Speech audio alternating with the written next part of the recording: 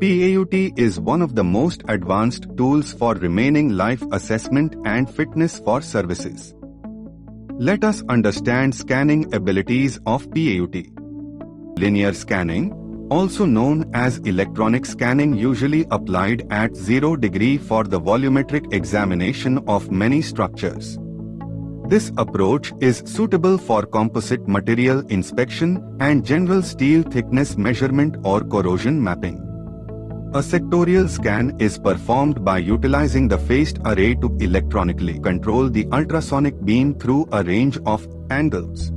The component is inspected from various angles using a single transducer.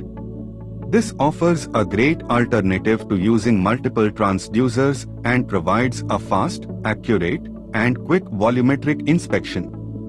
PAUT detects discontinuities to determine component quality, making it suitable for assessing the quality of structural quality, raw material inspection through FFS and RLA, ferrous and non-ferrous materials.